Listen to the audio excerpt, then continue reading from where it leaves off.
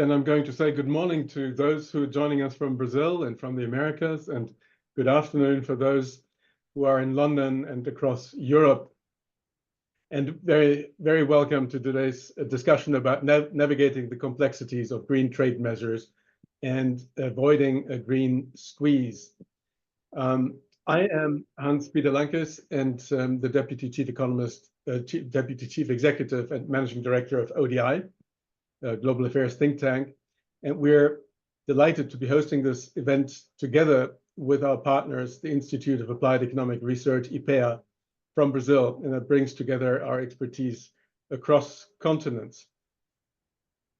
Now, the rise of green trade measures presents a complex challenge. It's essential for environmental protection.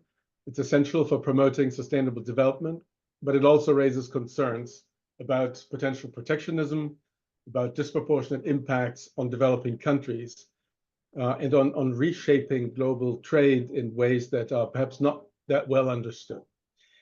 Our goal today is to explore the delicate balance between promoting sustainability and ensuring equitable trade.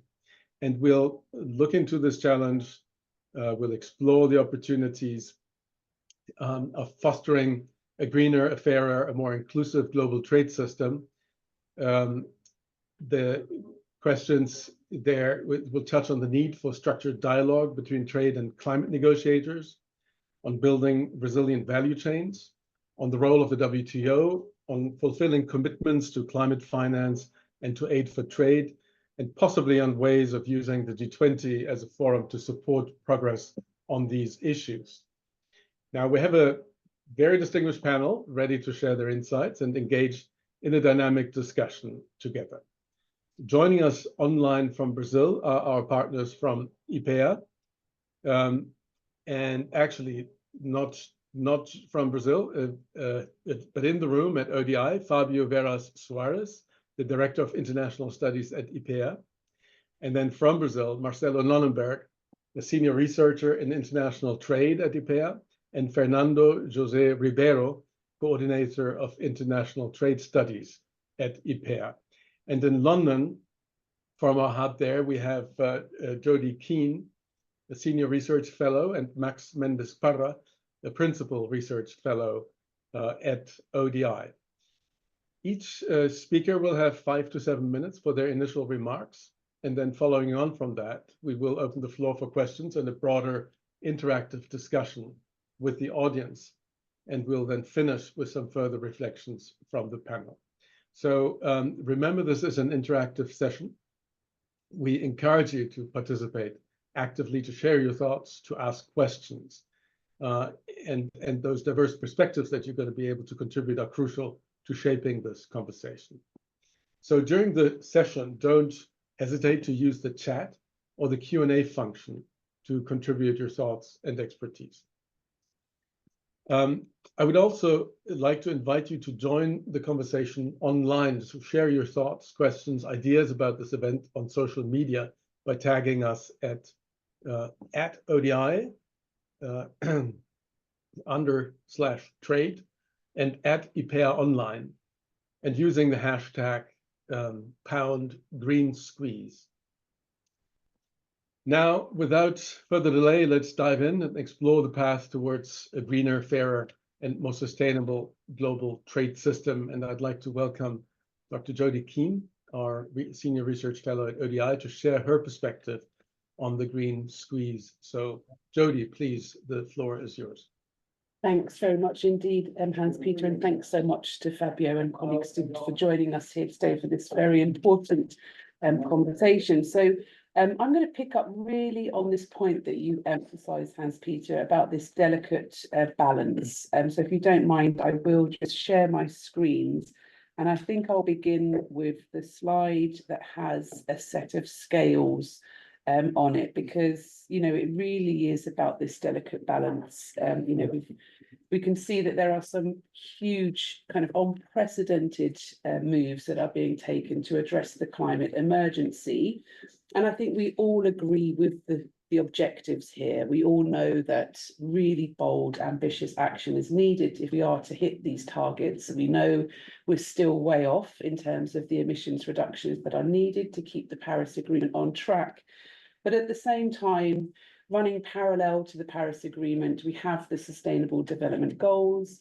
For the least developed countries in particular, we have the Doha Programme of Action. So when we're thinking about how these measures are being applied, the concerns that are being raised from different types of developing countries by different members in the G20 and elsewhere, these are really coming at a time when budgets are under pressure already. Of course, we've just come out of a global pandemic. There are severe fiscal constraints, and we still have shortfalls on the provision of climate finance. We have many unfulfilled commitments already in terms of aid for trade, the provision of aid for trade, on technology transfer. And I think for the least developed countries in particular, the goal that was included within the Sustainable Development Goals to double their share of global exports by 2020 was not met. So, the concerns are that many of these measures are being applied in such a way that does not take into account country-specific circumstances, and these capability gaps that exist between different types of countries. So if you like, I'm going to zoom into these aspects in particular, and then I'll highlight some of the recommendations and suggestions that my colleagues and we put forward as part of this T20 process. So I think, of course, least developed countries and others, they do understand the urgency of addressing climate change. But the concern really is that the measures are being applied in such a way that does not take account of existing structures of production. And I want to illustrate this with an example that draws on Brazil, actually, because when it comes to the EU deforestation regulation, of course, this is intended to prop up and support the Green Deal. It's also intended to address some of the shortfalls with the previous regulation. But the concerns that have been raised is that from countries like Ethiopia vis-a-vis Brazil, is that they just have a very different system of production. The size of production and farms is measured in terms of trees and not hectares. It's a household system of production versus larger scale systems of production that already have that history, a longer history of traceability in place. So for countries like Ethiopia, they're seeing different measures coming along downstream. So the commodity sector is being affected by the deforestation regulation. For light manufacturing, which is typically the kind of next step up, there are new initiatives coming downstream in terms of the corporate sustainability due diligence directive and reporting on scope 3 emissions. Moving up the value chain again into high value agriculture, there are new moves by retailers to drop air freight produce and so on. So it's this kind of combination of effects across, that's having ripple effects across the supply chains that has led to us using this phrase, the green squeeze. And I certainly didn't coin it myself, but I've borrowed it from existing value chain literature, which has always highlighted how when the standards bar is raised, costs of compliance can be passed further down the supply chain. So this is really the concern when it comes to Ethiopia. And I'm going to zoom in on Ethiopia in particular, because Ethiopia has said, they need more time to adapt. They don't disagree with the objectives. The objectives are shared, but it's about having the existing systems in place. And it takes time. Takes resources, takes investments, it takes upgrading skill sets and so on. It takes time to get these systems in place. And Ethiopia now is not alone. Just yesterday, there was an article in the Financial Times, and the US is also asking for time. So the regulation, is problematic for a number of reasons in terms of looking at how it's going to be implemented in practice. We've undertaken some modelling and we've tried to assess, even if Ethiopia did have the systems in place, even if it could meet compliance, there are inevitably, costs of compliance. There may be a need for, different for individuals to be employed, you know, to track and to trace and to upload the specific geolocation of coffee production, because this is actually what the deforestation regulation entails. You know, so we've modelled if there was a 10% increase in compliance costs, and how we've done this is to assume that an additional 10% of production is used to produce a given unit of output. This still has pretty large economic effect. So we've estimated that it could be up to 1% of GDP. So even if those costs are absorbed, and even if the producers can be included within value chains, there are very real equity considerations here in terms of, you know, who really bears the cost of adjustment in you know, tends to, you know, what we can see is that the burden of adjustment may fall on those that have contributed the least to global greenhouse gas emissions. Earlier on this week, and I was joined by others in the room, I was fortunate enough to be with actual coffee importers, and they were assuring us that the costs are unlikely to be passed down the supply chain, and they said that, you know, they are likely to absorb these, but of course that's kind of in the short term. And there's a kind of race on to ensure that producers and the importers, they have the systems set up, and it even goes so far as who is going to be the first to enter this information on the system, because, you know, we're dealing, like, these are commodity traders that we're dealing with, so there will be winners and losers. There will be changes, you know, in the kind of the market dynamics, pricing, and the concerns that will raise that, you know, if some countries are not able to meet compliance, you know, this could have ripple effects on the market in terms of prices and so on. So really this term green squeeze is to encompass those different effects.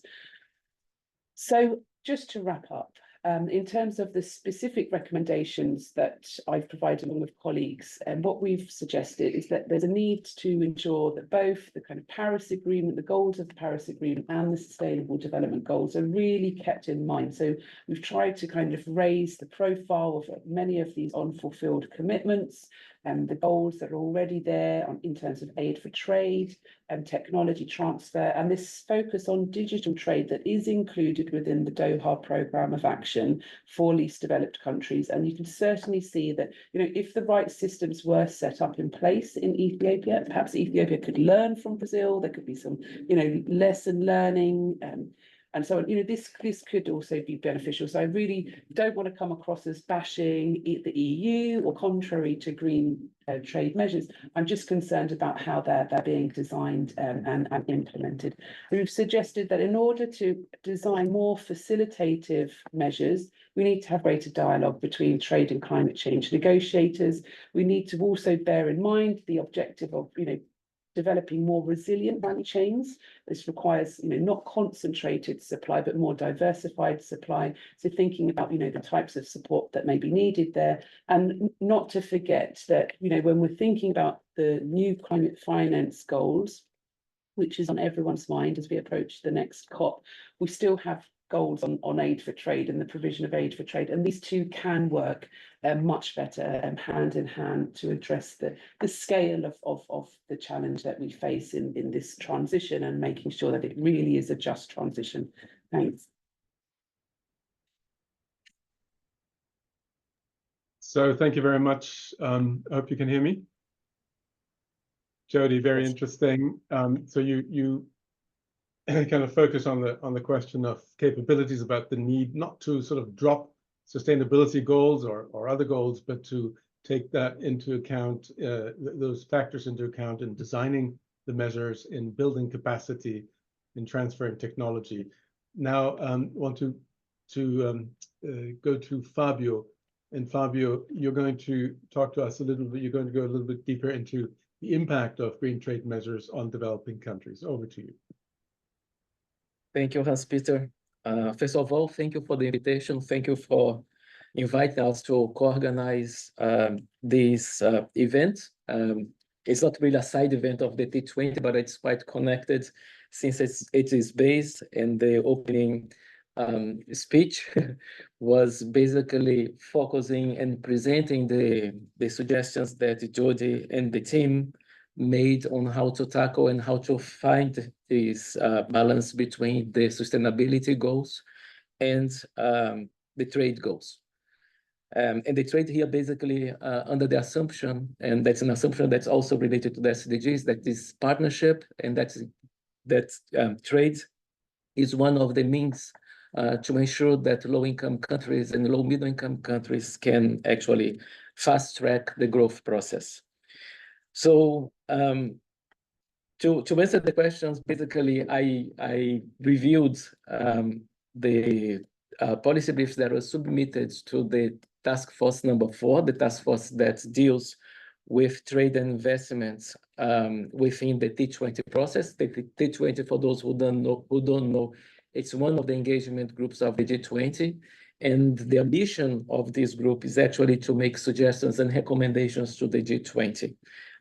So the task force 4 basically focus on suggestions around how to unblock the process of negotiations within the WTO, so how to strengthen WTO, but also had a specific look at the environmental issues, particularly the new trade, environmental measures for trade, and also digitalization. Most of the policy briefs that dealt with the issues that Jordi has named or has borrowed the terminology of green squeeze, really related to the subtopic 2 and subtopic 6. So basically dealing with trade and sustainability, but also no protectionism.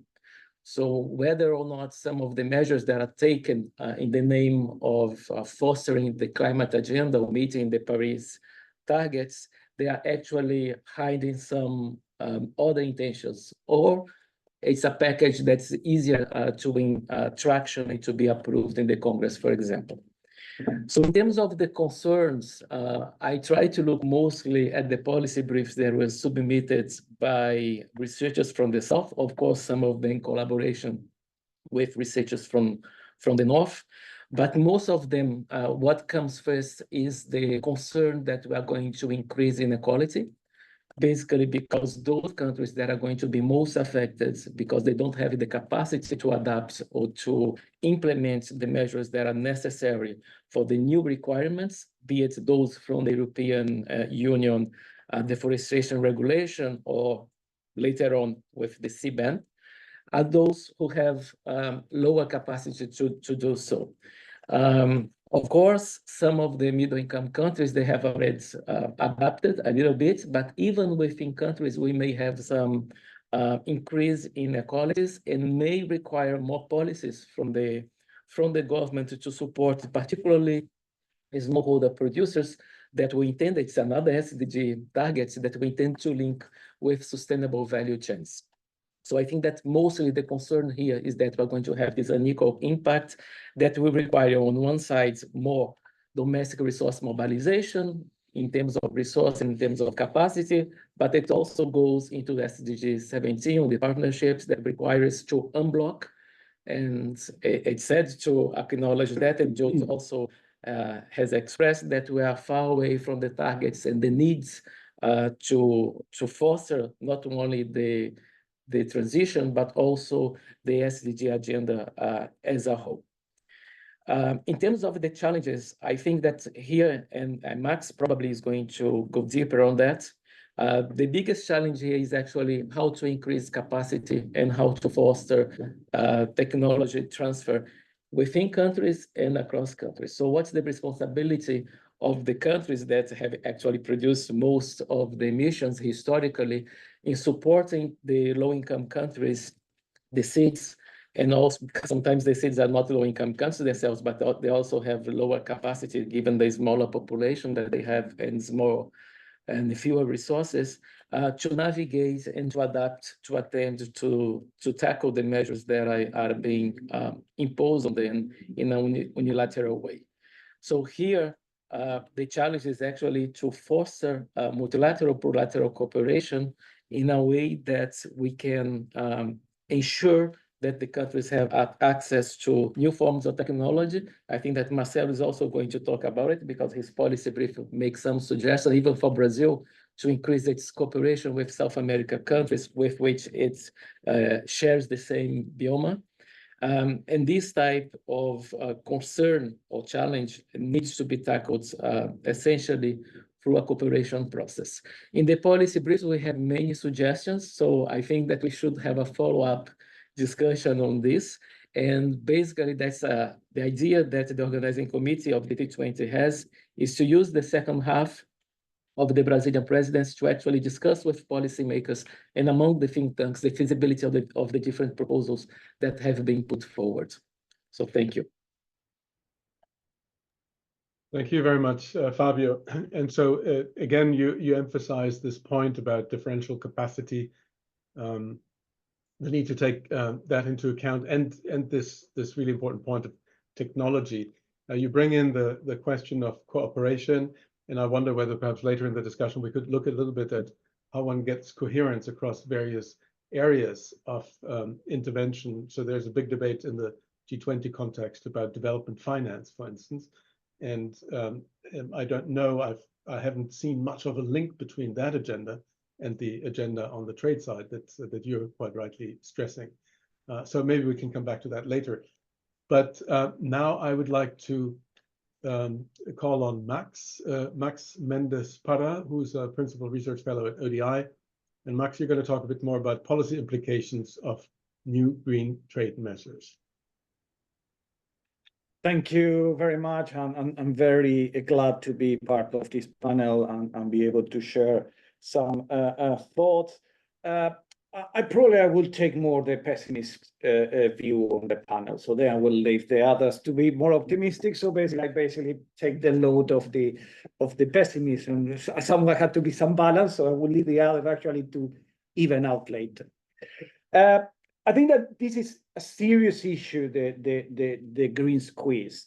But I think that needs to be put in the context of a much serious global issue that is related to the reconfiguration of global value chains motivated by geopolitical changes. I think we are going, even up to these changes in global supply chains, to a world of lower economic growth and lower trade growth. And that would be bad for everyone, and particularly for developing countries that have benefited in the last 20, 30 years from a state of high global economic growth. And that is a serious issue that we need to be aware of. And the question that I am put is basically, okay, how is that? What are the sort of policies that these countries can take to, in a sense, actually offset specifically on the green squeeze and the neo-protectionism side? I'm afraid that we can discuss, and I think that in the brief, for our brief, another brief, probably there will be many that will be shared. I mean, in terms of increased support to comply and to certification, etc. But I am seeing that this is quite a very complicated policy space that is at the moment. I think that the idea that developed countries or the countries that make these measures support the transition and the transfer of technology is the right one, but I think that is not achievable. I am thinking that we are going into a world where there will be less development cooperation for a simple fact that there's going to be higher growth in higher demands on other areas such as defense. So I don't think that it will be a sort of clash of priorities, and I think that it will be less development assistance for that. So any development assistance that it would be provided to that will need to come particularly from the existing development assistance. So the idea is that it should be additional to the one that is already provided. The other thing is more of a I would say a conceptual point, is that there is a point that clearly we on think tanks, we need to draw a line and said, well, I mean, we have to basically be less of following up what is doing, and basically plan and said, this is a bad measure. I mean, what I'm saying, I mean, CBANs, etc., are bad policy measures. And at the best thing that we are doing is actually try to resolve a bad policy measure. So this is not even a second best that we are reaching. The other element that I will raise that actually makes me very pessimistic is that one institutional instrument that many countries had in the past, that was the WTO and the dispute settlement mechanisms of that, is not working. And the WTO is not only has become it was very relevant, I think that is now completely useless as an institution. And I think that it's a shame, but I think that this is something that we would need to basically be aware of, basically that the dispute settlement mechanism, basically the international rules-based system not only depends on the existence of the dispute settlement mechanism, but actually it also relies on countries refraining from taking measures that will harm other countries. And we are seeing it now every day, not only on climate measures, but also thinking, if you are talking about the recent extra tariff applied by the EU on the imports of electric vehicles from China, that is a sort of type of measure. So we are entering into a world that is quite complex for that. So what is that this is for countries, for basically the countries that are facing these measures? Well, it's very little what they can do. And at the end, what always has been done, that is basically adapted. I mean, in some way, they are going to be coping with this. They are already coping with these measures. I mean, I know that in Brazil, in the region, they are already taking measures, for example, to deal with the deforestation, particularly on the notification side. And the other countries, I mean, probably they will have to do it in some way. They will do it. But I think that there is a clearly here, as I said, I am quite pessimistic of basically what countries can do in this situation. And I think that the world and countries should brace for more of this type of measures, maybe not necessarily related to climate or to the environment, but other type of measures, unilateral measures that will restrict trade and eventually development opportunities. So thank you. Thank you, Max. Now you promised to be pessimistic, and you were. And you leave us a little bit in a corner here. So I hope that in the discussion later, we can see a little bit of those points that you make, which are quite obvious and quite clear. We see unilateral measures being taken at a sort of an increasing level and scale. And we've heard promises of one potential US administration coming in next, and the impact that could have. So that's all quite right, and the WTO clearly has become very weak. But what should the world try to put in its place? How to move given all these constraints? Let's get back to that later. Now I'd like to turn to Marcelo Nonnenberg, senior researcher in international trade at IPEA. And Marcelo, you're going to talk about mitigation and adaptation and the main challenges this presents for developing countries and contributions from developed countries. Over to you. All right. Okay, well, first, thank you for the invitation to participate in this very important panel. And that brings very important and interesting questions. I would like to talk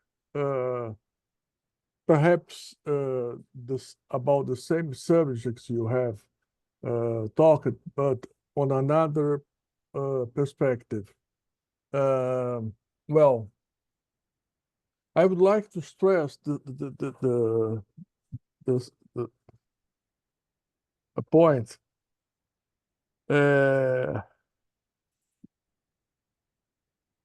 For every country developing mitigation, I mean, the effort to reduce GHG emissions is an obligation. Everyone must do it. So this effort comprises many activities around the world. But when we focus, of course, is not exclusive of South America, but I am focusing on South America. We have two goals when it comes to mitigation. The first one is to reduce deforestation, ideally attaining zero deforestation. Of course, we know it's very difficult. The second one is to proceed with a swift energy transition from fossil fuels to renewable energy sources, solar, wind, etc. But in a continent with a rich agricultural sector, it's also possible to address other solutions based on technological innovations. And we have stressed this in our policy brief for T20. And there are, I don't have time to go into details, but there are many techniques already developed here in Brazil and also in other South American countries that have a more sustainable approach. For instance, modifications in animal food, which may reduce methane emissions, which a very serious point in a country like Brazil or Argentina. So when developed countries, especially European Union, try to squeeze developing and least developed countries to accelerate mitigation efforts, okay, the purpose is not wrong. We must reduce emissions, but it must be taken into account that the burden for these countries may be beyond their resources. Of course, we all know that. But this is especially true for small and medium farmers. For big farmers, this in many cases it is not a very important issue. It's not a big cost, but certainly for small and medium farmers, it is a big cost. So the cost of compliance with many regulations to attain this sustainable practice may impose unsurmountable trade barriers for these producers. So attaining these goals is not easy. The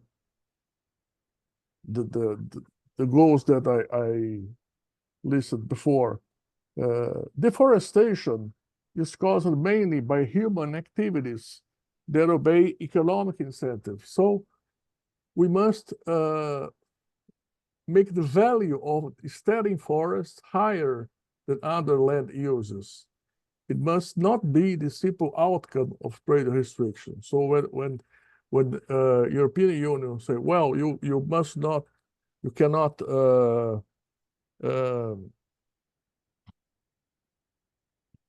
go further into deforestation, all right, but it's not only a trade restriction that will cause this effect.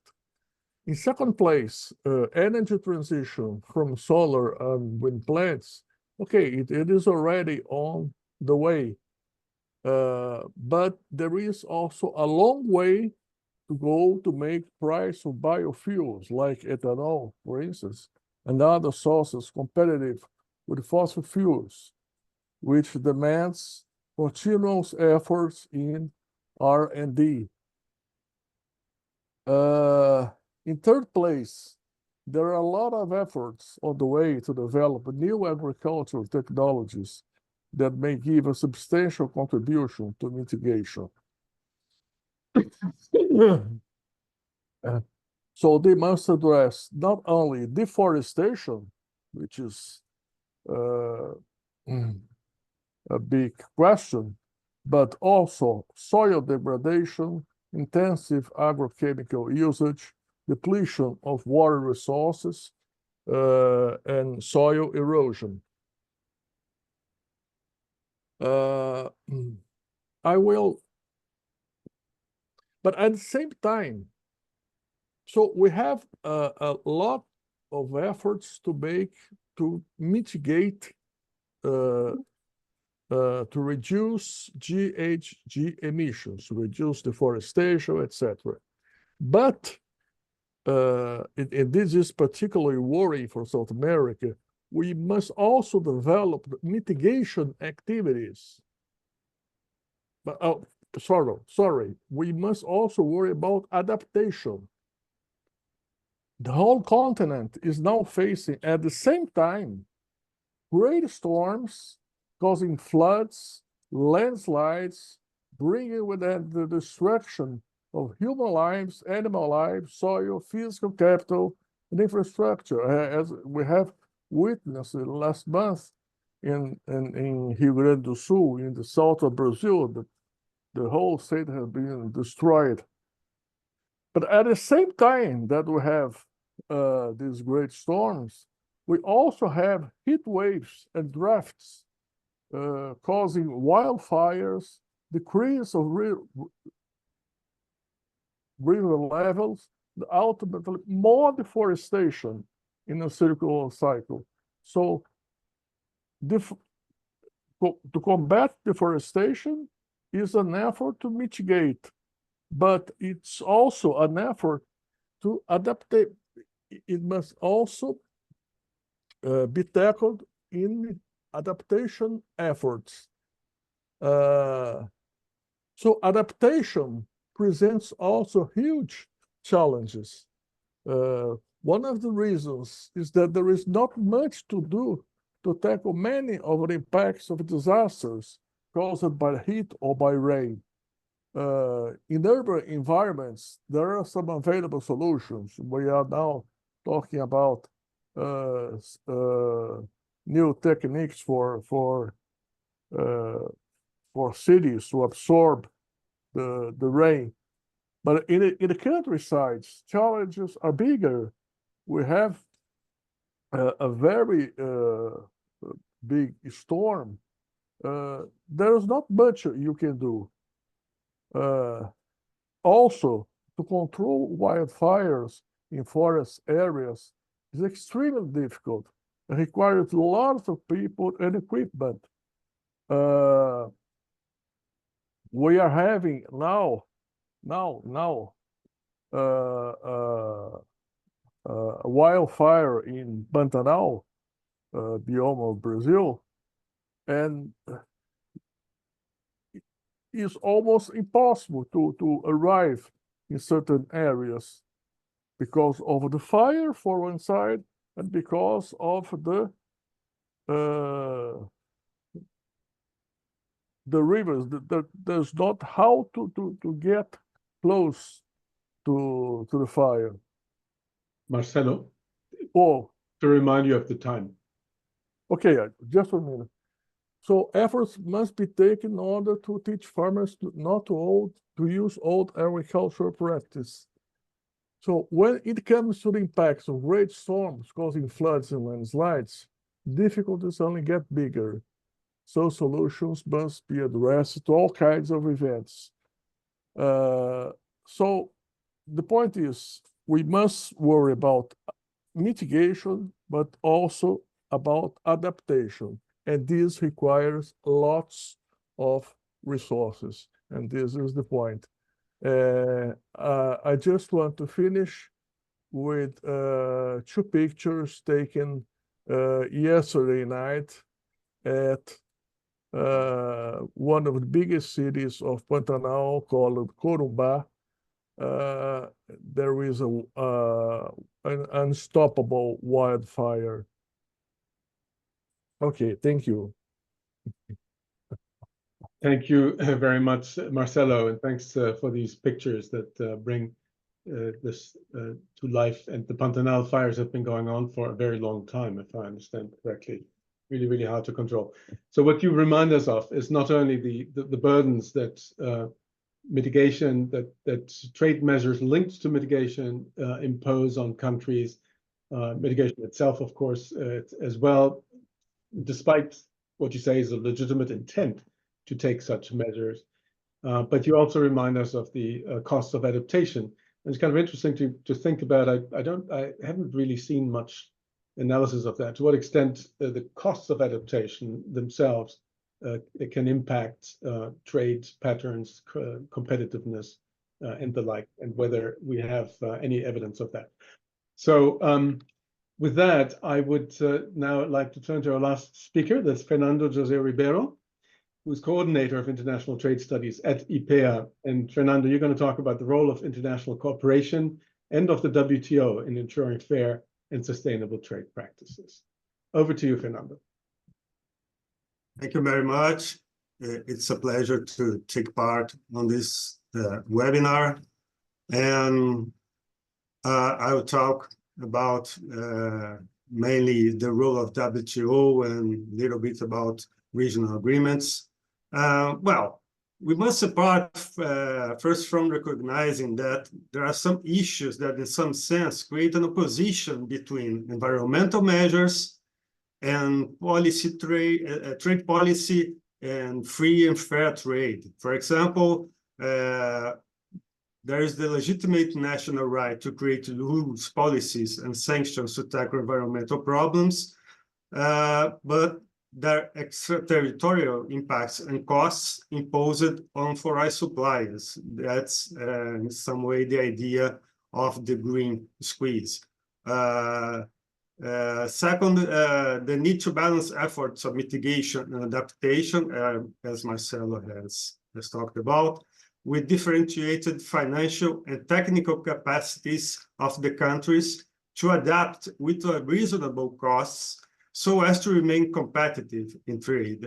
That's the idea that who pays for this transition, this adaptation, and how.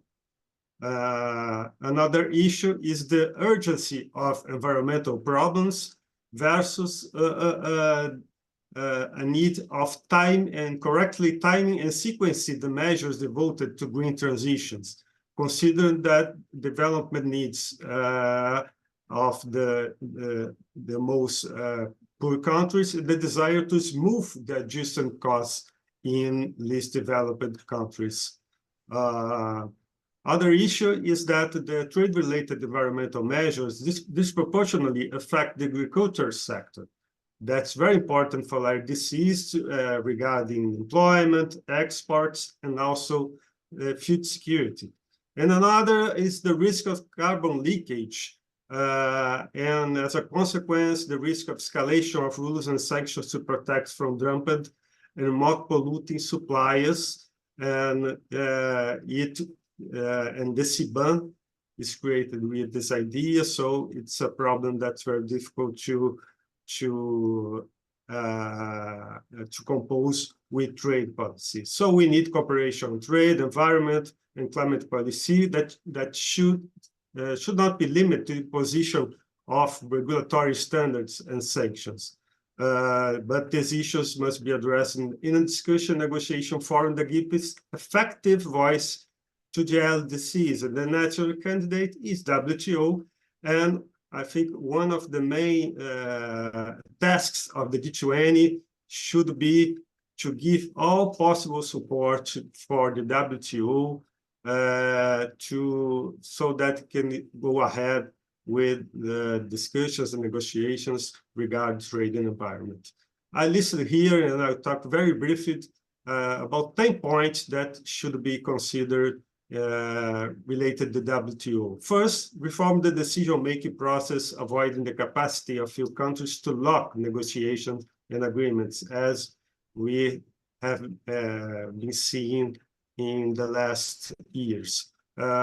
Second, give the WTO a clear mandate to assess environmental measures and their conformity with general WTO rules, especially consider the establishment of common standards to measure GHG emissions, direct and indirect ones.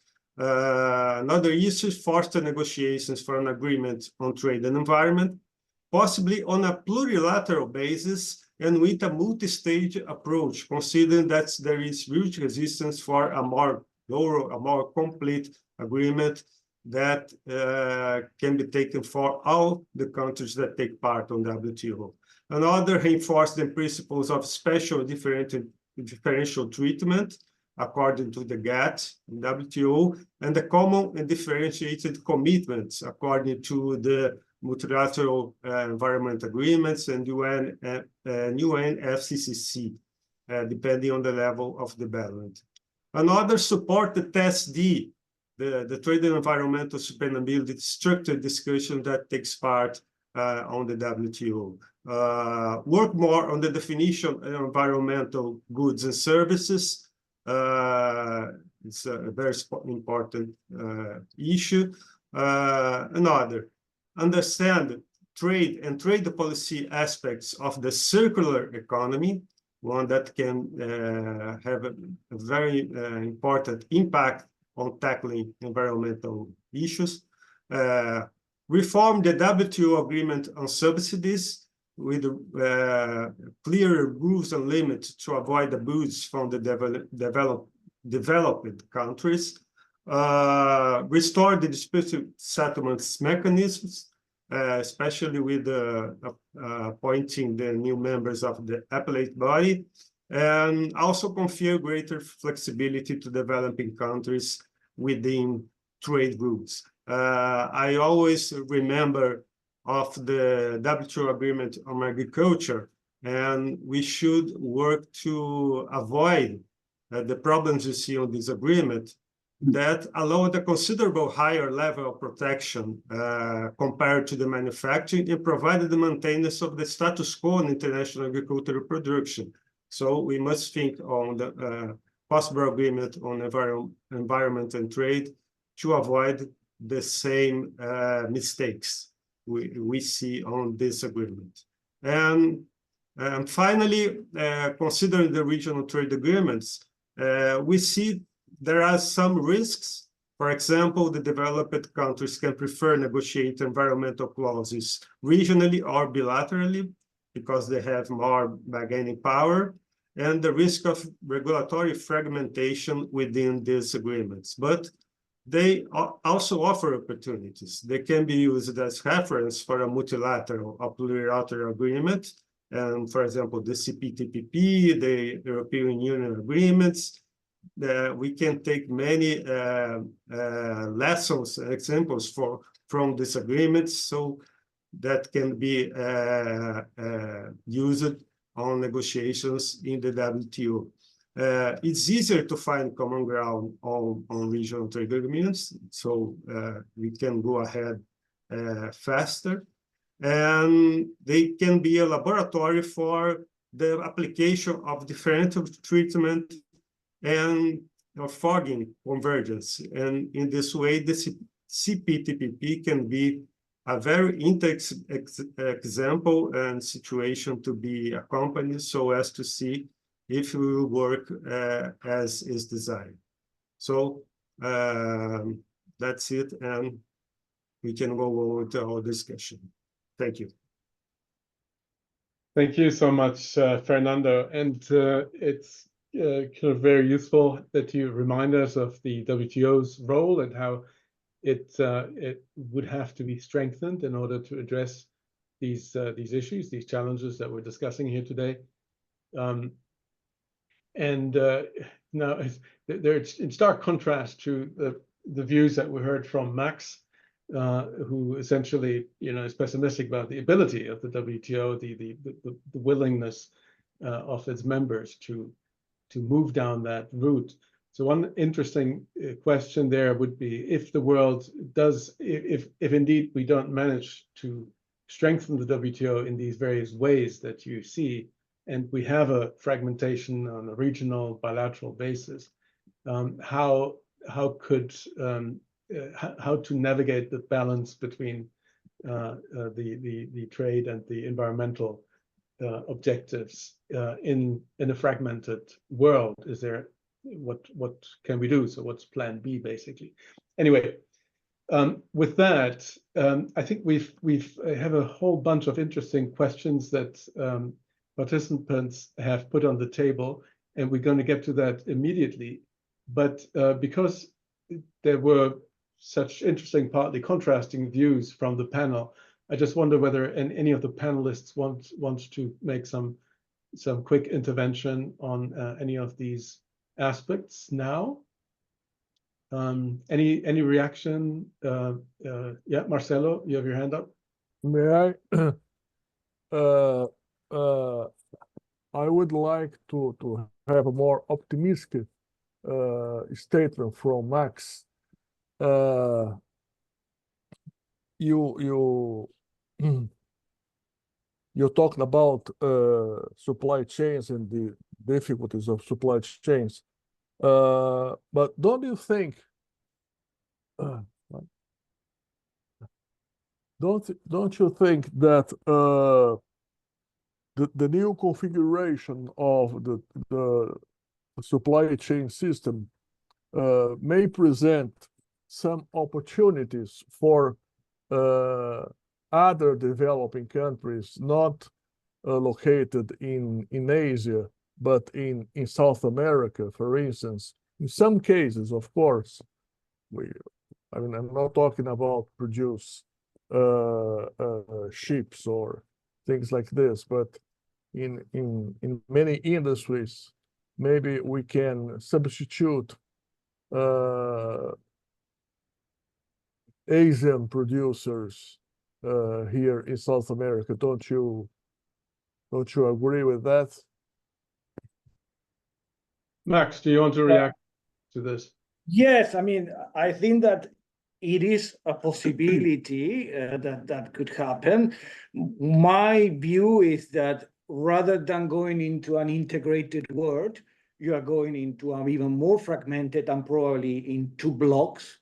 And that means basically loss of scales. Basically, you are not integrated and you're losing some global scales. So that is why I'm saying that you are going potentially to a lower economic growth. I mean, the economic growth in the world in the last 20, 30 years was based on that, basically on integration of basically international division of work, etc., of production process, etc. You have broken that up. So maybe that could lead to, as I said, to some sort of opportunities. I mean, when the world was a sort of fragmented in that sense during the Cold War, that didn't happen. So maybe something is different now, and that will happen. But I am not particularly optimistic on that. Thank you. Fernando, did you want to come in? Yes. Well, I'm not particularly optimistic about the situation, especially in the WTO. I know that the institutions is somewhat fragilized by the situation, the geopolitical situation, and the challenges of the trade policies, and the way that countries have been acting on a more unilateral way. And that's why I thought it was important to recognize the first issues that in some sense there is an opposition between environmental measures and trade policy, especially considered a free and fair trade policy, and the lack of an institutionality to tackle the environmental problems. So the lack of coordination, lack of agreements, and so it's this is very difficult. So the countries are acting more unilaterally, especially now the European Union. And as I said, I pointed 10 issues that should be addressed, it should be considered on the WTO. And I think the G20 have a very important role on trying to support the WTO and trying to give an impulse for the discussions in the WTO. But I don't believe that we can reach a very thorough agreement, a more complete agreement, and a multilateral agreement in this sense. So I think a plurilateral negotiation may be a more realistic approach and a multi-stage approach, so that we can start with a limited scope for items related to trade and environment. And so as time goes by, we can include more items in this discussion. One thing that I think that's very important is to establish a common standard to measure GHG emissions. This one very important point for departure point, because if the European Union measure emissions one way and Brazil measures the other way, it's very difficult to start a reasonable negotiation. So there are some items I think that the WTO can work. But today, as I see, regional agreements are going, they have the possibility and they have the means to go ahead with these issues. So I talked about the CPTPP. We made some studies considering this agreement, and it's very more profound. Consider there is a chapter especially for trade and environment, so it can be taken as an example of what can be discussed, what can be done relating trade and environment, not exactly as a template to be followed by the WTO, but as an example of what we can be considering for at least starting a discussion within the WTO. Thank you, Fernando.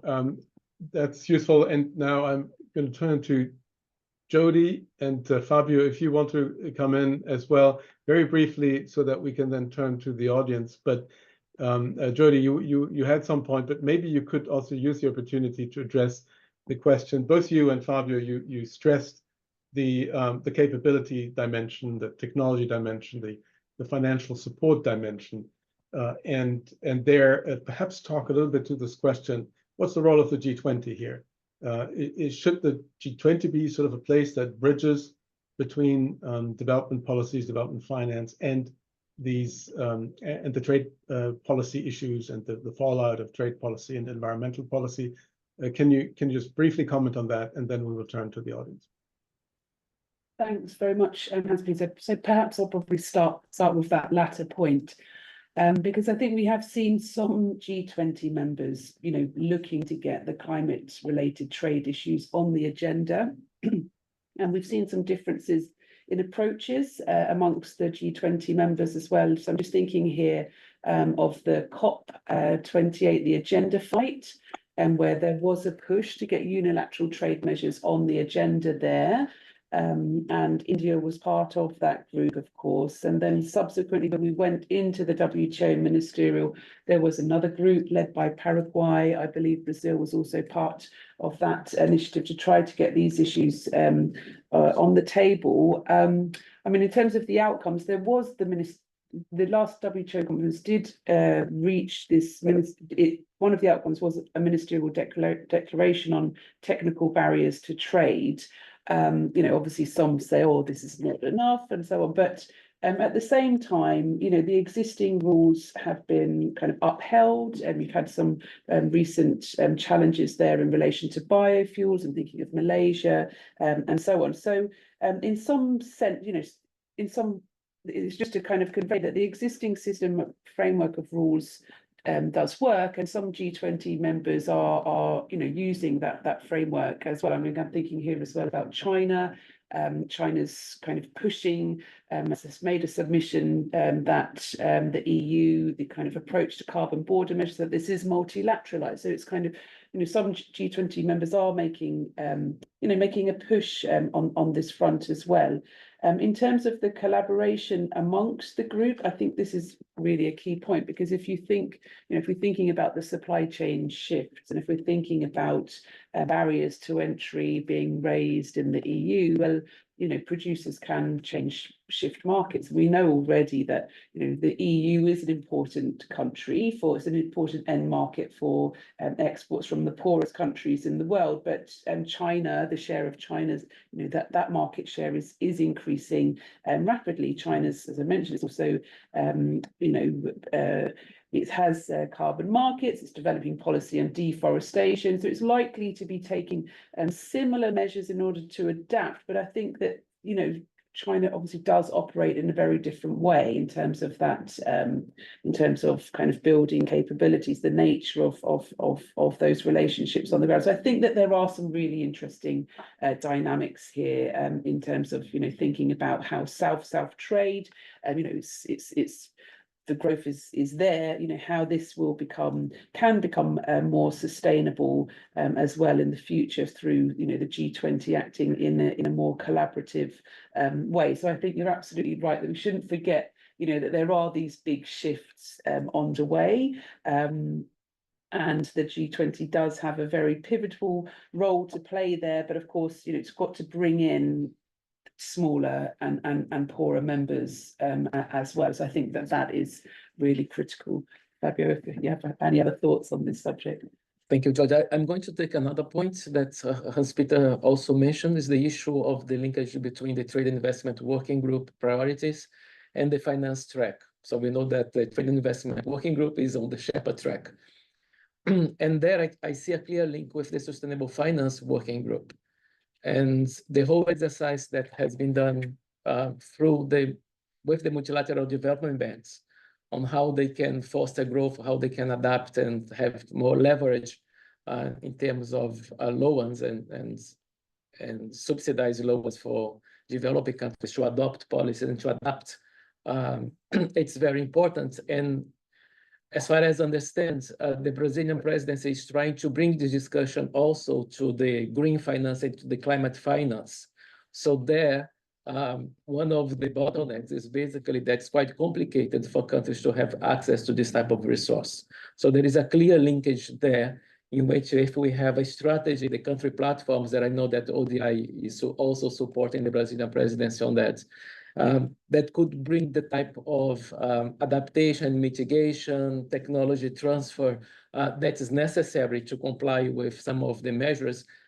That's not without saying that they have been unilateral, that there should be some conversation and that we need to talk more and have other forums to discuss it. But we cannot do it because do only this and wait, because the measures are coming and things are going to start happening in 2025, so next year, and with CBAM the other year, 26. So it's really important for the countries to get prepared and to find ways to collaborate. So the G20 is also this platform for that, for unlock this resource, to make it easier for countries to have access and to adapt and to have clear plans and to have the capacity to develop these plans. As the proposals that Marcelo and his team, together with people from Ecuador and people from the US, have clear needs in their policy brief. I stop here. Thank you. Thanks to the panel. I think you did a really great job in setting the scene here and then providing us with the various perspectives On this last point, just one quick comment. There's, of course, this perverse scenario where you have protectionist trade policies, and then you use aid and financial policies to kind of patch that up, right? And so you end up somewhat wasting your aid on distortions that shouldn't have been created in the first place. Now, I'd like to look at the really interesting string of comments that we have from the rest of the audience who have taken very seriously our call to be interactive. There's one sequence of comments and responses on the string, which maybe we could start with. Sheila Page started this with a question to Jody. Basically, but if the intention is not legitimate environmental, but is really protectionist, then what can we do? And what's the right forum to deal with this? And then we have another comment from Sheila about well, the thing is that it's in the technical barriers and phytosanitary and others become the key instruments of protectionism, given that trade access is more codified, and the question of whether there ought to be sort of the trade and development sides ought to be forced to consult with each other, and is that realistic?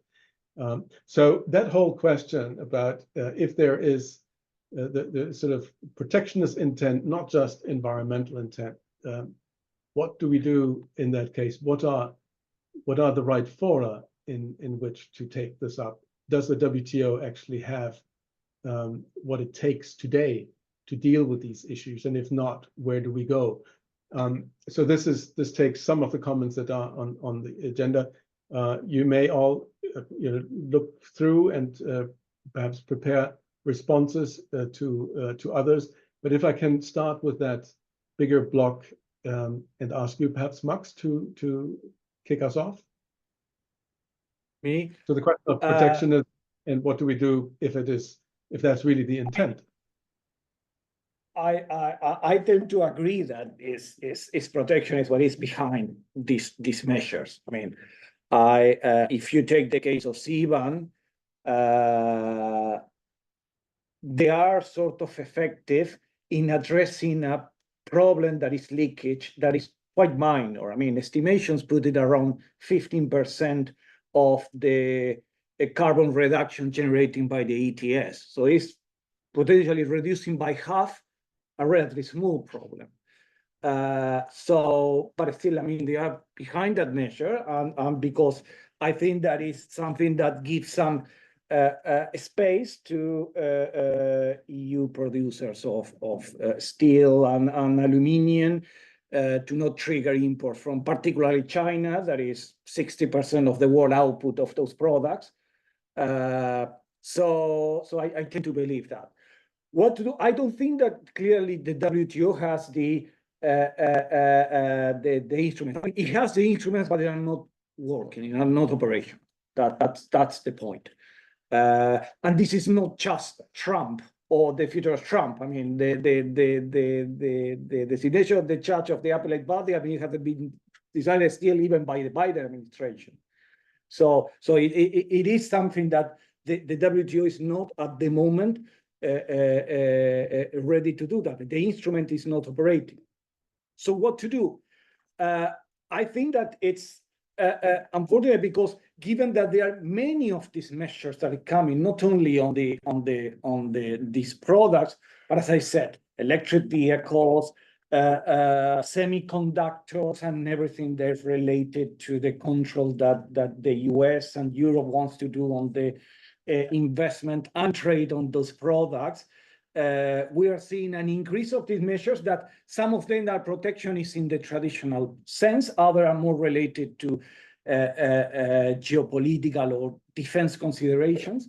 But I don't think that fortunately you have the instrument. The only thing that you could do is eventually retaliate, but this is to take us to an even worse situation. So I think that what it can be do, yes, I think you can discuss this at the G20. It's a clearly high-level political discussion at to what point actually you should take these measures, but I am not seeing that these measures can be stopped in any way. I think that this is something that the world will have to basically start to get used to that. Thank you, Max. Anyone else wanting to comment on this from the panel? On this question of, well, maybe this is all just an excuse to be, protectionist, and therefore all our thinking about how to mitigate the effects is besides the point. Is the WTO happy to jump in. I mean, I'm still a bit more of an optimist in this sense. I feel that smaller and poorer countries, they are still buying into the system, and there are some recent examples of the rules being used in such a way, to unpack some of these issues. So I'm thinking of again coming back to this biofuels issue and how you define sustainable production and so on. So I tend to be a little bit more optimistic, and I think there was just after the last ministerial conference, there was just a comment on, behind the scenes, the WTO is still getting on with its usual deliberations, but it's just that, things that go on in the TBT, they just don't get so much attention, but, still that work is quietly going on. And it is really, still very important. I think, we are in a situation where, the geopolitics, it is a very challenging environment, but, somehow, smaller, poorer countries with the help of G20, the BRICS and so on, have got to avoid the fallout. There is this adaptation imperative that has been came across very strongly in the interventions here. So I think it's, how to kind of articulate, that kind of alternative agenda.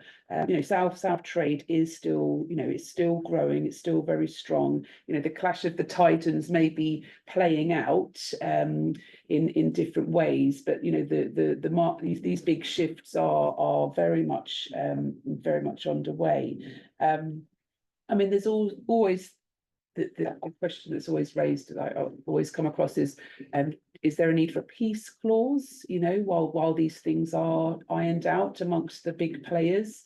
I mean, that may be a little bit too optimistic, I think. I mean, I tend to envisage that, things are going to be tense for some time, but amongst the bigger players, but then, you're still going to have, other countries buying into the system, expanding their trade, expanding their market. The boom in South trade. This is going to continue.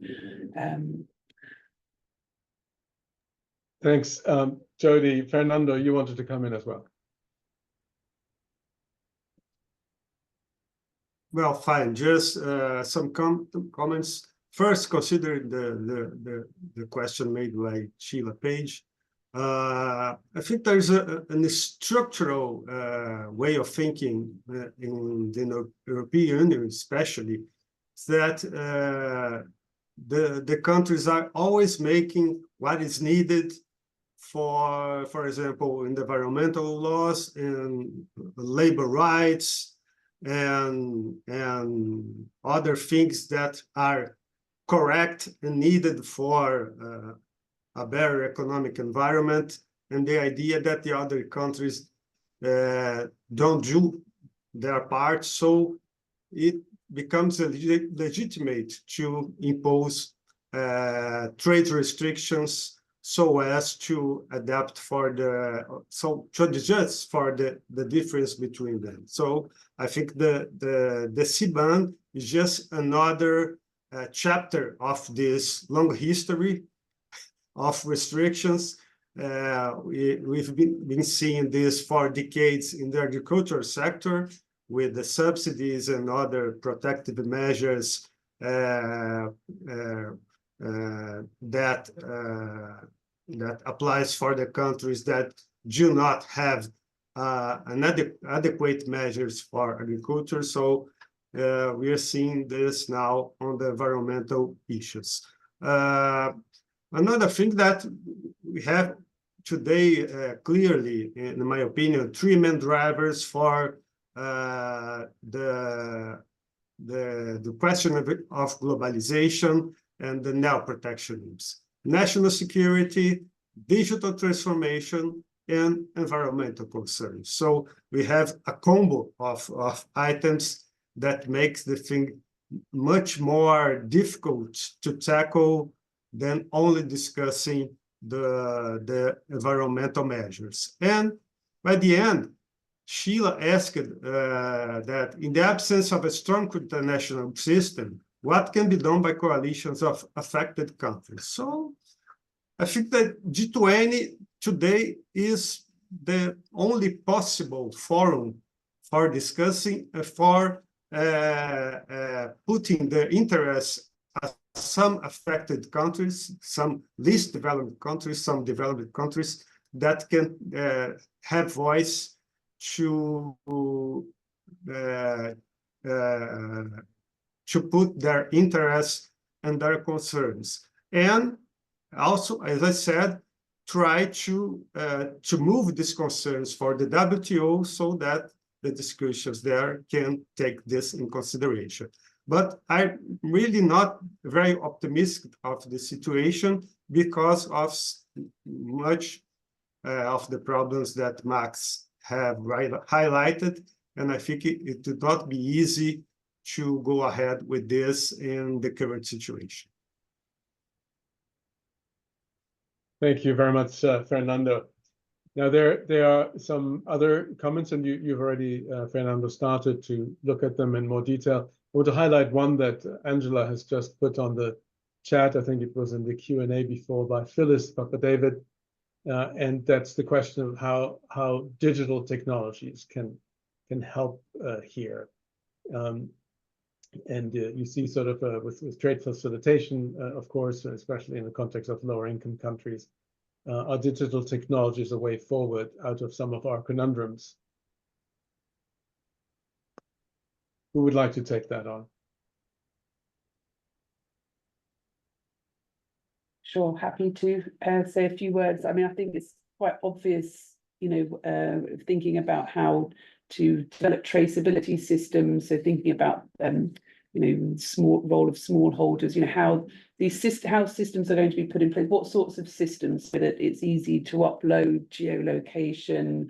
Are you able to use your mobile phone? All of these sorts of networks that would really need to be in place. And just drawing on some of the conversations I had earlier on this week, there was some optimism actually around thinking about the coffee value chain in particular, thinking about the kind of role of traders and importers, and it was, and the message that was conveyed really was that if smaller producers, if they were, if there was that full traceability, they would also have greater knowledge about, it was just like that flow of knowledge, pricing, and it was perceived as being potentially very beneficial as well, just kind of opening up, if you like, the value chain, and trying, changing some of these power dynamics that are in play.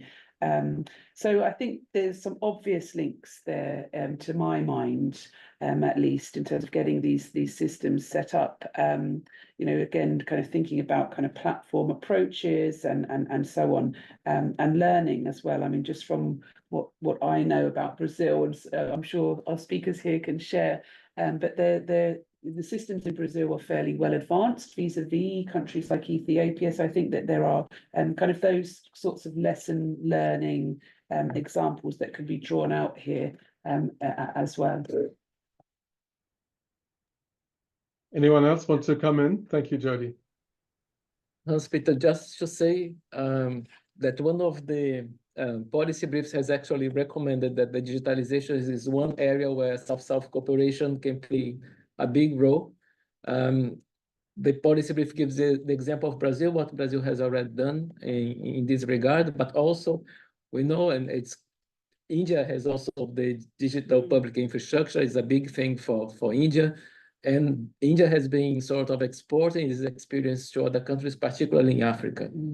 So it may be that we can have some type of, I wouldn't say solution, but an alternative and means of implementation that can facilitate the access of smallholder farmers to this type of technology. Okay. Thank you, Fabio. That's very useful. Marcelo, you wanted to come in. Yes, I just want to make a very brief comment about something that Jody has talked about, which is traceability. One of my main concerns about a program like the EUDR from the European Union is specifically traceability, because this is not a clear-cut issue. I mean, Europe, the European Union has one system for satellites, for instance. Brazil has another one, which is a very good one, with many satellites also. But we all know that they don't give exactly the same information. So also, when we talk about cattle, bovine cattle, there are many issues, many difficulties on traceability. Where does the cow comes from? There are solutions, but the field for ambiguity in this area is very big. So by the same token that to discuss carbon emissions is an important point, I think that traceability, especially in agricultural goods, is a very important when we talk about this policy, European policy of anti-deforestation. So where is that specific region deforested in 2020 or not? It's not a clear-cut point, right? There is a field for ambiguity. How can we solve these issues? Of course, in absence of a bigger discussion, Europe will give their pointers and say, well, this is what we think, adapt or not. But we don't have room to discuss all these issues, these technical issues, which I repeat, it's very difficult. Thank you, Marcelo. Yeah, and that's a good point. It's also one that Vera Thorstensen has put in the chat, and I see in the same context other comment by Michelle on the chat. Essentially, we all agree that measurement definitions, standards are a really important part of the story here, and the fact that we don't have full agreement on some of those, opens the door to protectionism in a way that otherwise we might get under control, and also in terms of the assistance that we can then give. So that is it. And Michelle's point is also what transfer of technology, technical assistance are so key. What are the channels? So if it's not the WTO, if there are some doubts about whether the G20 actually is set up for that. Where do we come to these definitions? Where do we come to commitments around technical assistance, transfer? So these concepts that are so important in this discussion. What's the right forum? Who would like to take this on? Max, do you want to try your hand just to modulate your pessimism? No, well, I mean, even returning to the point about technology and digitalization, I think that eventually these are instruments that sort of reduce the pain. It's not actually that basically are instruments that are being at some point they are sort of read. I mean, these technologies are already there and are used, and they can help to comply with is eventually an inefficient and globally unfair measure. So it's actually that is helping the rest of the world to comply with something that is unilateral and has been imposed on them. So from that point of view, well, I can be optimistic within the pessimism. Fantastic. But I mean, returning to the point that you were raising about the where should be the place actually to thinking about transfer of technology and have this, I think that the WTO will eventually be the place. I think I am not basically against the WTO as an institution itself. I think it is the right institution. What I have seen is that at the moment is not now. I mean, I've been for a while. It doesn't have the political oomph behind actually to make the necessary to take in the necessary measures. I am not seeing the G20 as a place to have that sort of very technical discussions. I don't think, I think that at some point you need a sort of institution. The WTO has some institutions like the EIF, or it was still in the process of reforming actually to have that instrument of transfer resources, technical assistance to, in specifically the case of the EIF, LDCs. Maybe there is the need to create an instrument within the WTO, but I am not seeing at the moment that there is now the political support for that to happen. Thank you, Max. Jody, I think you put your hand up as well.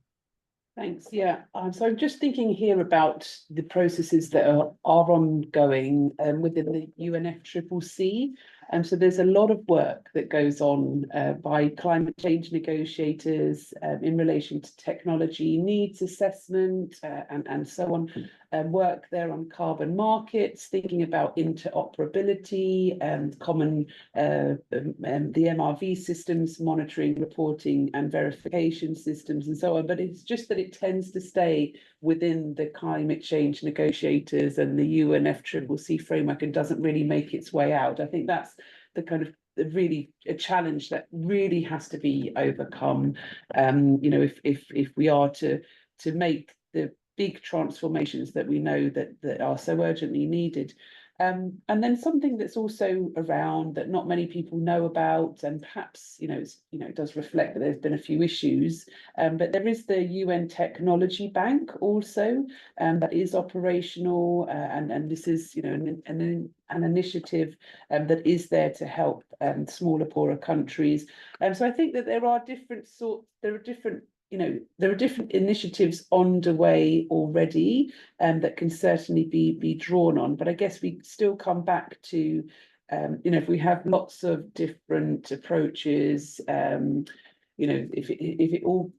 the complexity increases, so somehow there needs to, we still need to hold on to this multilateral approach or like-minded countries working together, thinking about new sorts of partnerships as well. I like the suggestion that Max has provided as well. But again, I think, although I'm a bit more positive and optimistic about the role of the multilateral trading system, I do think that, it's probably unlikely that we'll get that sort of support mechanism set up for all developing countries, for example. Thank you, Jody. Fernando, you may want to react to this, but also to the specific question by Sheila Page, who was reacting to what you said earlier on the on security, the scope for linkages.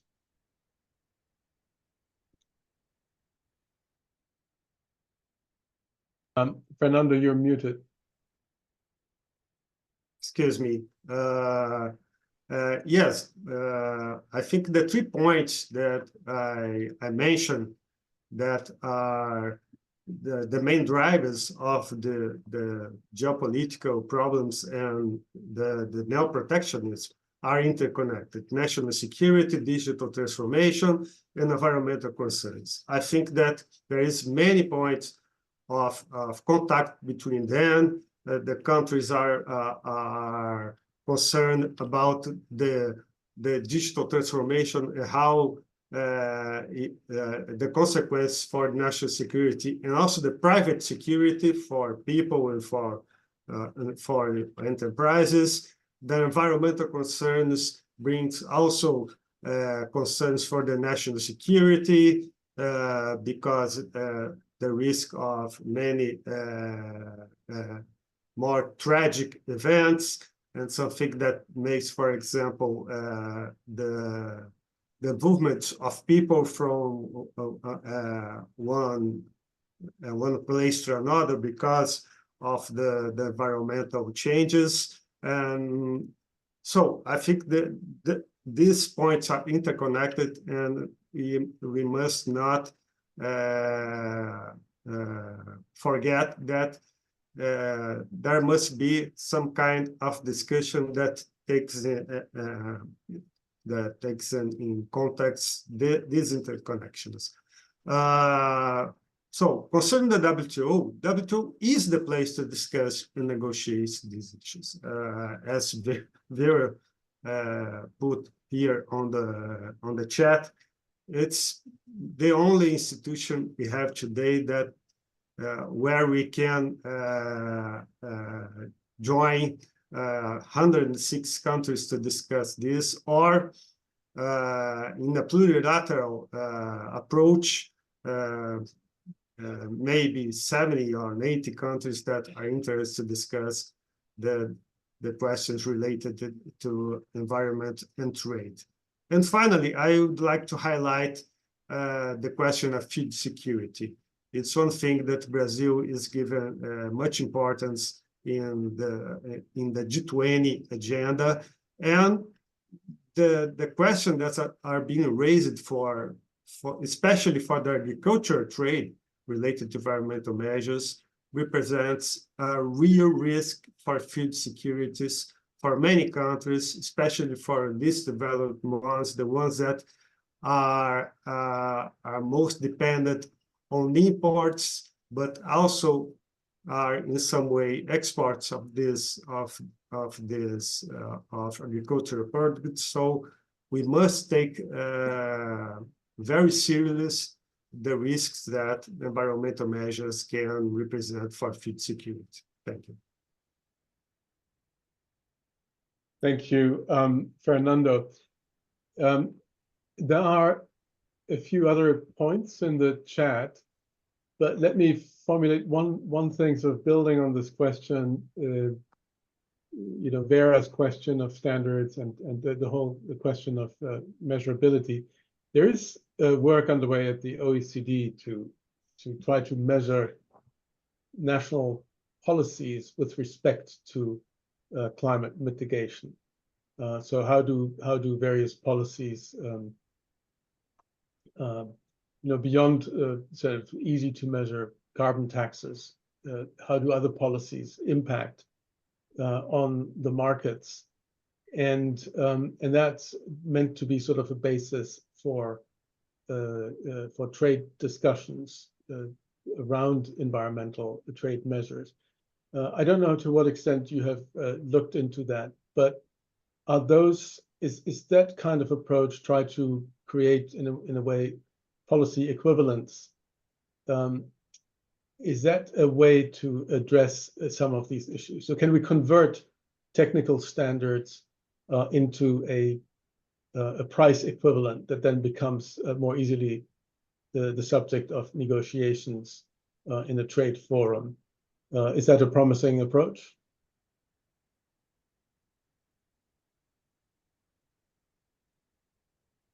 Anyone? I mean, I make, when you were talking about, remember the product support equivalent that the OECD calculates on support on agriculture, basically, country. I think that it's a very interesting exercise to, from the technical point of view, to try to summarize and make things comparable. But I think that is just a technical device with very little practical implication in terms of negotiations of discussion, because at the end we have very different and very heterogeneous systems in countries being applied in relation to carbon taxes. I mean, some countries are applying carbon taxes with different heterogeneous in itself. Other countries are applying systems like ETS, like the EU or this country as well. So I think that when you enter into the discussion, into the negotiation, and say, well, I mean, is your system compatible to the ETS, etc., or the other system? You lose the refinement and the heterogeneity that it is what is at the end the key of the negotiation and the discussion. So as I said, I think it's interesting to have a nice comparison, technical comparison, even academic comparison between countries, but I don't know whether it's particularly useful at the time of having negotiations and discussions. Yeah, I would probably add that, you know, I think that things are already pretty complex. I mean, I always, you know, I always just think what happened to kind of respecting, you know, other countries' ways of doing things, you know, approaches, as long as it's in line with kind of, you know, the guiding principles of the trading system of which country, you know, most countries around the world are members. You know, that kind of trust, I think, is really missing, and you know that really, to me, is at the heart of all of these sorts of issues, because you know countries do things very differently already in many respects, but they tend to adhere to these guiding principles. So for me, that's the kind of, you know, that should be really the kind of the you know, how to chart this difficult road ahead. I think we should, you know, go back to trying to respect and you know, install trust. But maybe I am too optimistic in this respect. But I try to rather, you know, avoid greater complexity. But at the same time, I do recognise that common metrics and whatnot, you know, they are needed. But I think, you know, still trying to work towards a multilateral approach. And as I said, there's a lot going on within the climate realm on this front, that just doesn't really make it out of that climate camp, which is unfortunate at the moment. Okay. Thank you, Jody. Thank you. Others, there's now a comment by Renato Baumann. The technical standards on this question. Technical standards can be dealt by OECD indicators or agreements in UN committees. Problem is how to check those observations, punish non-observation, and that's where the WTO limitations come in. And I think this goes sort of a bit in the same direction as what Max has been saying as well.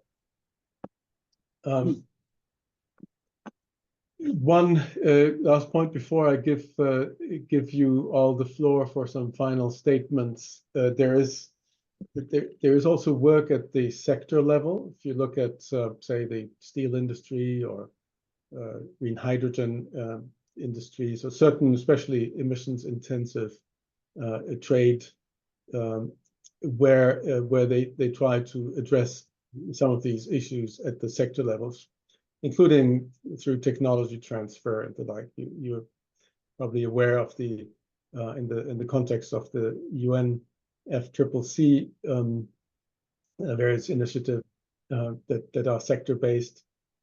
There's the Climate Club that the G7 launched, which is focused very much on steel at this point. How does a sort of a sector-based approach come in? So we have these emissions intensive trade sectors, which are particularly affected by measures such as CBAM. We have the agriculture sector, which is particularly affected by measures such as the forestry regulation and the like. If one were to move very much to a sector-based approach, including technical assistance, technology transfers, do you see ways forward for this discussion?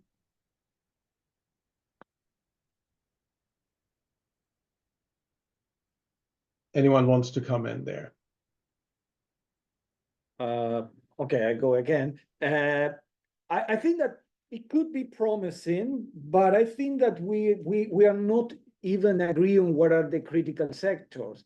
If you look, for example, on the EU CBAM and compare with the UK proposal of the CBAM, there are differences in the sectors that they cover. So even when we are start looking at that level of say, well, what are the relevant sectors, production sector, there is no even agreement. And I think that at the end, I think that we are sort of limiting the discussion to basically reacting to what 1, 2, or 3 countries are doing, rather than having a more global discussion of eventually what needs to be done. That is, I think that it goes on the sense of actually introducing a sort of more carbon tax across the world. That is something that potentially cannot be applied at a sectoral level. It should be tried to apply economy-wide. So I think that it could be potentially possible, but I think that still there needs actually to agree on what are the relevant sectors actually to work at. Yeah, and I guess for me, I obviously I'm in favor of value chain, and these sorts of value chain approaches, but I think it's kind of broadening out. So we're thinking about importers and exporters. I think some of the sectors that are very large emitting that you mentioned, these tend to be kind of, cement, it's traded, but it's not fairly, the correlates mainly to domestic population growth and whatnot. So I just my main concern really is I think we may be missing the bigger picture as well, just in terms of the fact that all countries are in a transition, and some are going to be moving faster than others. You have very different energy uses, energy mixes, and so on. So I just my concern is that we're kind of missing this bigger picture really, by kind of having zooming in even like at the micro level, the firm counting emissions at the micro level, the firm and whatnot, and maybe supply chains. We're missing this bigger macro picture that countries are going to do things at different speeds and different ways in order to achieve the transition that's needed. So I think trying to have more of this macro approach and providing space so that countries can be quite creative in terms of how they do this. That would be my kind of main concern. And I just think we're so heavily focused on mitigation that we're missing this bigger adaptation imperative here as well. Not to say that mitigation isn't important, but yeah. Great, thanks. Fernando, if you want to come in on that point. Well, very briefly, I think that the sector approach is inevitable, considering that the differences in the level of emissions related to each of the sectors.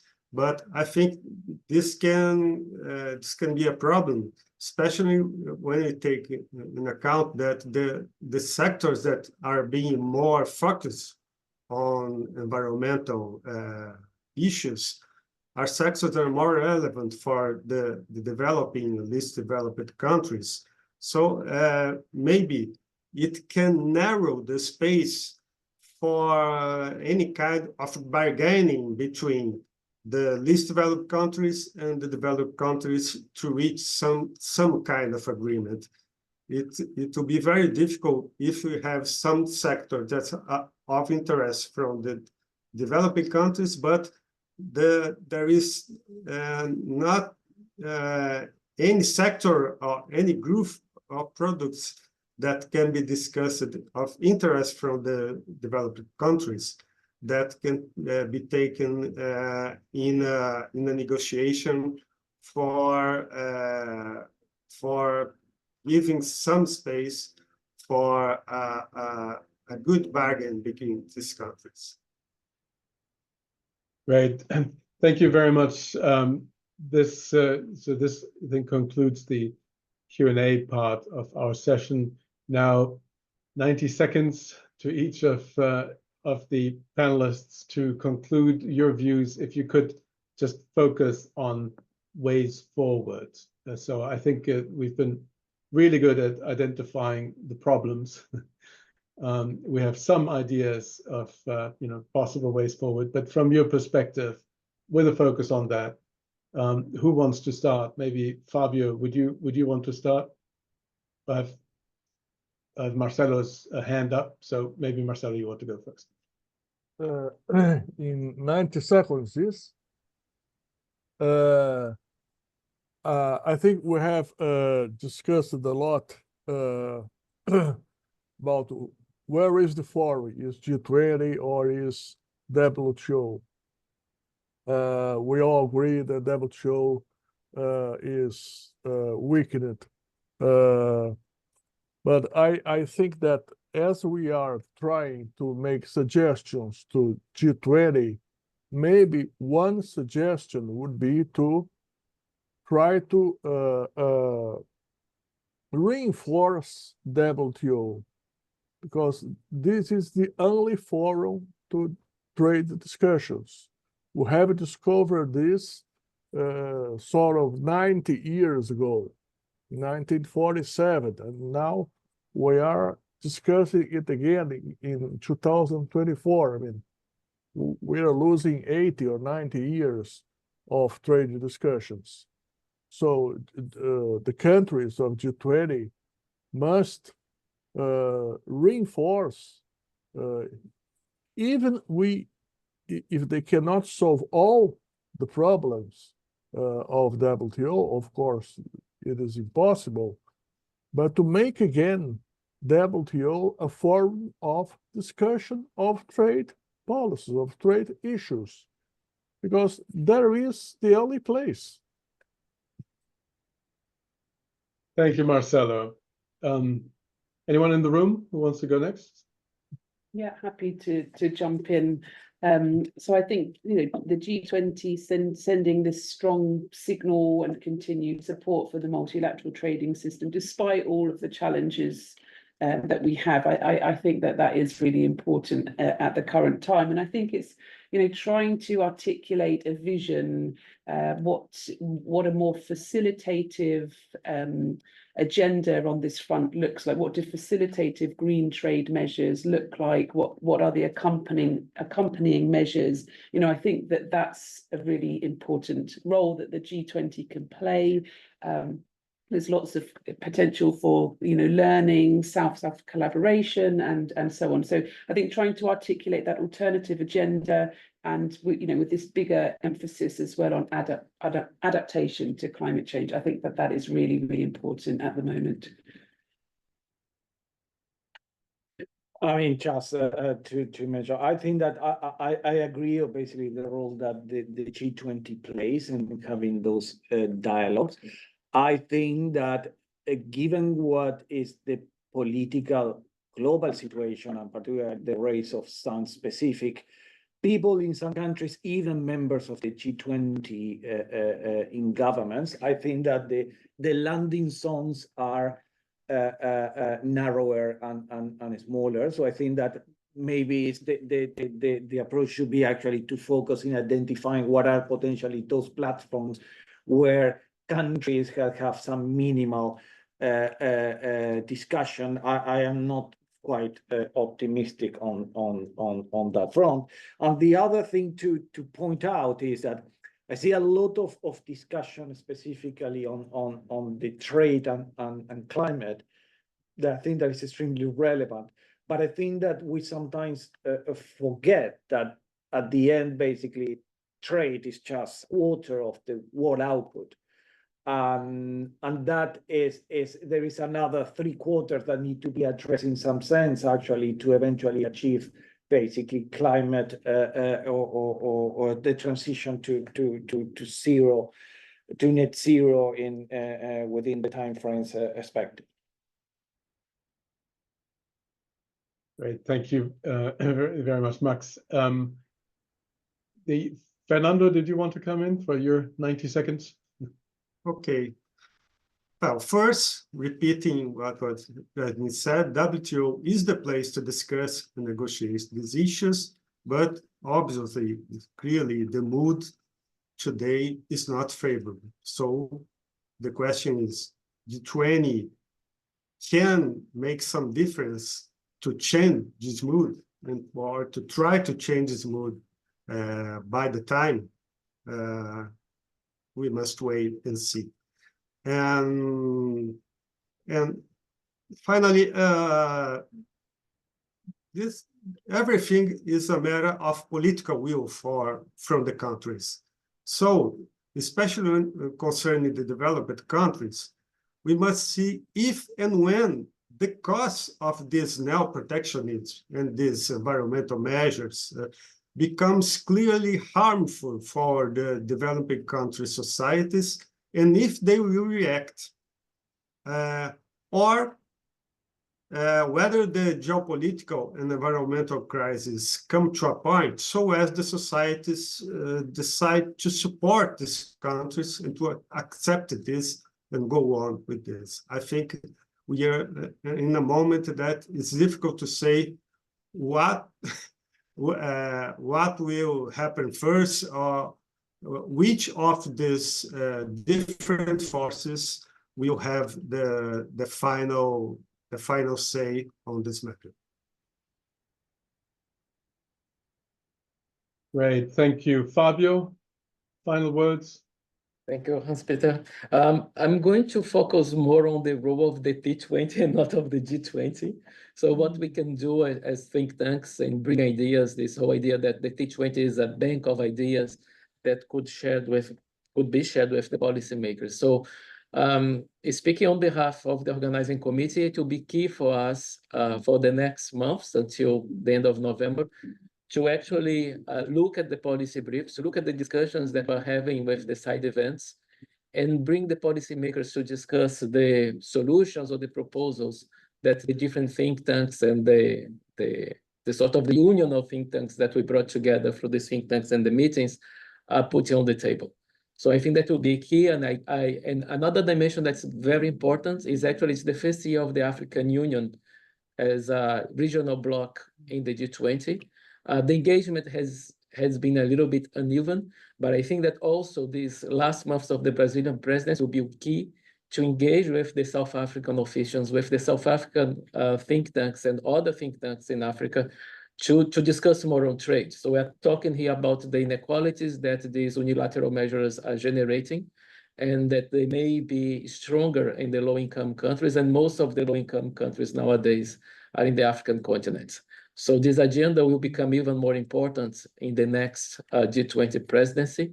And I would like to invite all the think tanks, including ODI, to join forces and support the think tanks in Africa to put forward a research agenda that can also contribute for the future T20. Thank you. Thank you very much, Fabio. I think that was a very helpful sort of pointer to the next steps and what we as institutions can do in this context. So don't want to summarize everything. I mean, we've all heard the points that have been made, optimistic, pessimistic. There are a couple of things, though, that are reasonably clear. One is that the way that trade measures relating to the environment, relating to the climate are being put in place today is disregarding capabilities and sort of the interests and the situation, the reality of many. And that is something that needs to be built in much more clearly into the trade discussions, but also into the discussions in other fora that are dealing with development finance, etc. And that is in large measure a technical issue and sort of an understanding of where to focus and how to implement things. And it's kind of important to send that signal. It's important to have the analysis at hand to demonstrate the undesired impacts of some measures, even if those measures are well-meaning.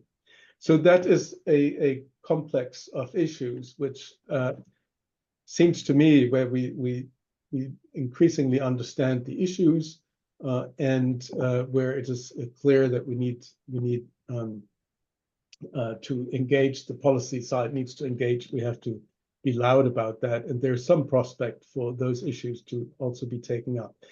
There's a broader set of questions here around the global trade system, where in fact the environmental dimension is only one symptom. And that's sort of the fragmentation that we've been seeing now for some time. It is the lack of willingness to support the multilateral route that's kind of obvious in when you look at the WTO dispute settlement mechanism and the like. It's sort of the undermining of the multilateral system as a whole. And we all know that this can get worse. So fragmentation of the global trade system and what that implies, including for questions such as the use of environmental measures. That's a big question, and we have, I think, heard some doubts that the WTO is up to it, that there is sufficient political will behind the WTO, even though we all understand it's important to try to reinforce that. We don't have then multilateralism, we don't have a better solution, especially for when we're looking at smaller, less capable countries for how to with these issues. So this signal that should come from the G20, very important, but at the same time, we all understand that this is sort of a time where multilateralism overall is under pressure. There are certain things that can probably be leveraged from regional agreements or from plurilateral agreements, and it's good to point to those. There are, especially when it comes to questions such as these definitions and standards, they may be easier to we heard that they may be easier to identify, define, implement in a plurilateral context, with the hope that they can then go beyond that, and that's an important issue. So we have both kind of a fairly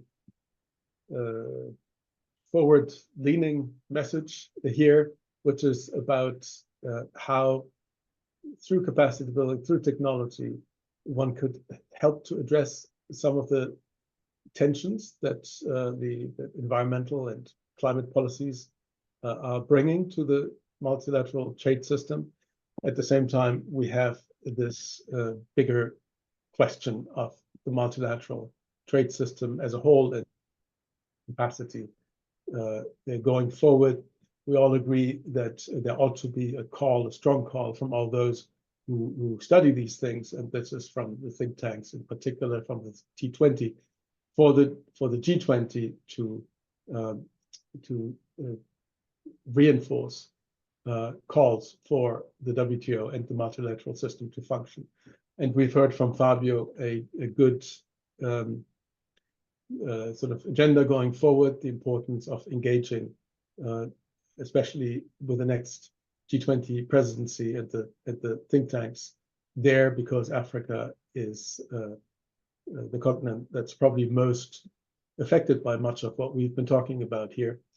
So to take that agenda forward, help them, engage with them, would be an important forward-looking measure. Very good. With that, I think we can conclude our session on time. And I want to thank very much our panelists. This was extremely informative and helpful, if not always hopeful. but we have something to build on going forward with that. So thank you very much, and thanks for those of the audience who have stuck it out with us for these 2 hours, and hopefully to another venue near us soon. Thank you. Thank you. Bye bye.